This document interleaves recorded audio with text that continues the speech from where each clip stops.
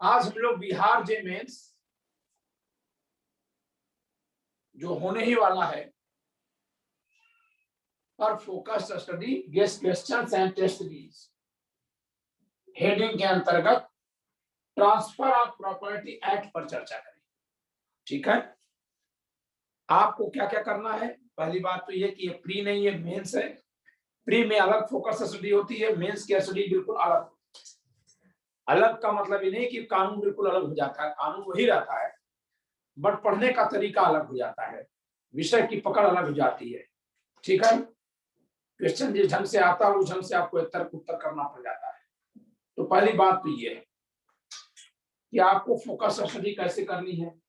Guest questions निकालने होते हैं और उन क्वेश्चंस के आंसर लिख कर देने होते हैं। इसी नाते हमने कहा focus study guest questions test.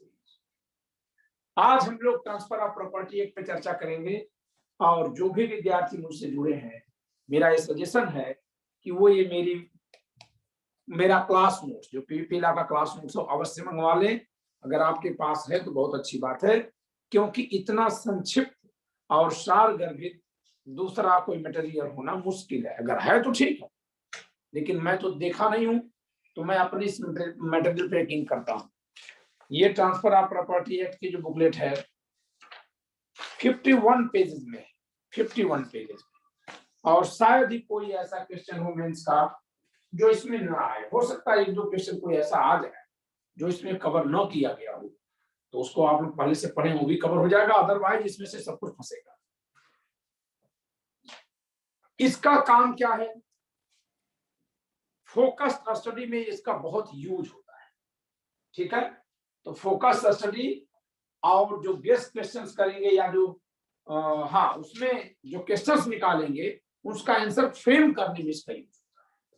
ठीक है, तो आज हम पढ़ेंगे ट्रांसफर ऑफ प्रॉपर्टी एक्ट। इस पर क्या चर्चा करनी है।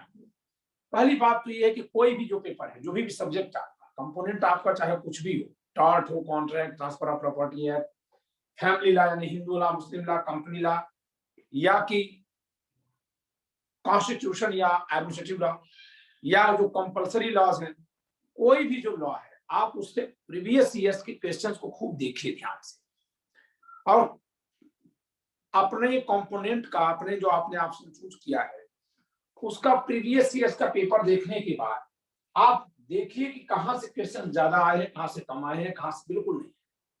जहां से बिल्कुल नहीं आए, कभी नहीं आए, उसको छोड़ दीजिए। जहां से ज्यादा आए उसको ज्यादा फोकस करिए, जहां कम आए उसको भी फोकस करिए, क्योंकि कम भले आए लेकिन जब आए तब तो वही आएगा। तो जहां से भी क्वेश्चन बनते हैं उनको आप एक जगह कलेक्ट करिए, उन टॉपिक्स को। देन ये क्या हुआ, फोकस स्टडी। अब आप उसको फोकस करके स्टडी करेंगे।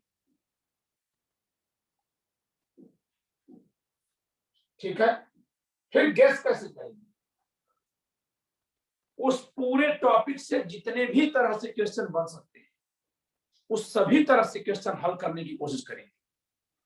ऐसा नहीं कि दो चार क्वेश्चन हल कर लिए, गेस कर लिए और बस वही अगर आ गया तो ठीक है, थोड़ा भी बदल दिया तो प्रॉब्लम हो जाए। ऐसा नहीं करना है आपको। फोकस स्टडी करने के बाद जो गेस क्वेश्चन निकालना है वो इस तरह से गेस करना है कि उस टॉपिक पे, जिस टॉपिक से क्वेश्चन बन रहे हैं, किसी भी तरह से क्वेश्चन पूछे तो आप उसका आंसर कर सके। ठीक है, और देन जब आप क्वेश्चंस को सेलेक्ट कर लीजिए, छांट लीजिए, टॉपिक छांट लीजिए, टॉपिक पे क्वेश्चन बनाइए, देन उसका आंसर लिख करके हमको भेजिए। हम आपको इसको चेक करके मार्क करेंगे और बताएंगे। यही इस प्रोग्राम का थीम है, focus study, guest questions, test. अब ये गेस्ट क्वेश्चन हम भी करेंगे और आप भी करेंगे। तो सबसे पहला काम आपका शुरू होगा कि आप प्रीवियस ईयर के क्वेश्चंस को देख करके हमको टॉपिक लिख के भेजिए कि कहां से कितने क्वेश्चंस आए हैं और किस तरह के क्वेश्चंस। अगर संभव है तो सारे क्वेश्चंस वैसे हमारे पास है, मैं देखूंगा, लिख कर भेजिए। पहली बात। दूसरी बात, आप जहां कहीं न समझ में आएगा वहां आप इस पर भी मुझसे चर्चा करेंगे कि सर ये टॉपिक हमको नहीं समझ में आ रहा है, एक बार इसको दोहरा दिया जाता या बता दिया जाता, या इस पर इस तरह का क्वेश्चन अगर आएगा तो इसका आंसर कैसे लिखो, उसमें क्या क्या चीजें लिखी, तो इस तरह की भी चर्चा आप हमसे कर सकते हैं। ठीक है, यही इस प्रोग्राम का मकसद है। तो सबसे पहले हम लोग ट्रांसफर ऑफ प्रॉपर्टी एक्ट को उठाते हैं। मैं आज आपको ट्रांसफर ऑफ प्रॉपर्टी एक्ट के साथ छोड़ता हूं। ठीक है, ट्रांसफर ऑफ प्रॉपर्टी एक्ट पर आप आज पूरी चर्चा करें, पूरा उसको देखिए।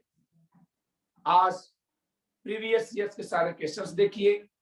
क्वेश्चंस को जब देखिए जो प्रीवियस ईयर्स के, तो ये भी देखिए कि किसका किसका आंसर आप नहीं फ्रेम कर पा रहे हैं, किसके सब्जेक्ट से, थीम से बिल्कुल आप अपरिचित है, पता ही नहीं है कि क्या लिखना है। उन सबको अलग अलग मार्क करिए। सपोज करिए कि आप किसी को बिल्कुल नहीं जान रहे हैं, तो उस पर आपने कट का निशान लगा दिया, या कोई मार्क लगा दिया, ए लगा दिया, एक्स लगा दिया। तो आप ऐसा टिक मार्क भी करिए, अलग कलर आपने लगा दिया कि जो उस पर आपको बिल्कुल ग्रिप नहीं है, उसको हमसे आप पूछ लीजिए कि सर इस टॉपिक पे क्वेश्चन अगर आ रहा है तो मुझे उसके बारे में कुछ नहीं पता, मैं क्या करूं।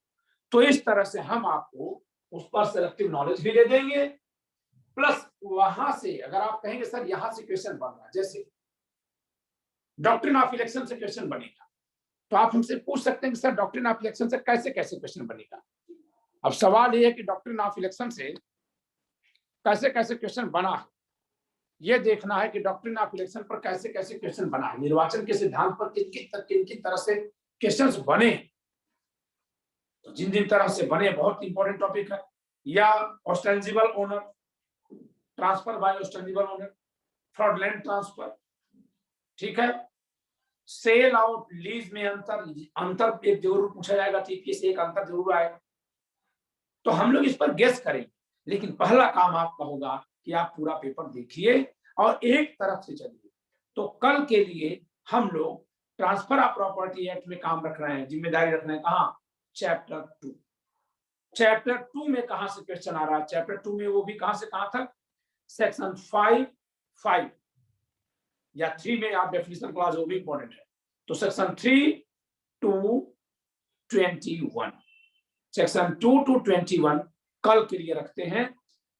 सेक्शन 2 to 21 से जितने क्वेश्चंस आए हैं उनको आप एक जगह रखिए, आप उस पर चर्चा करिए। कल मैं उस पर चर्चा करूंगा। केस लॉज में एक तरफ लिखवाऊंगा, ठीक है, और इस तरह से हम चर्चा करेंगे। तो आज के लिए इतना ही, ये इंट्रो क्लास थी आपकी। कल आप हमको सेक्शन 2 से 21 में के साथ मिलेंगे, सारे क्वेश्चंस के साथ, और उनमें जिसका आंसर आपको फ्रेम करने नहीं आता है वो पूछेंगे। देन हम बताएंगे कि ये क्वेश्चन का आपको आंसर करना है, वो कौन सा क्वेश्चन है। ठीक है, समझ में आ गई बात? Yes sir. ठीक है।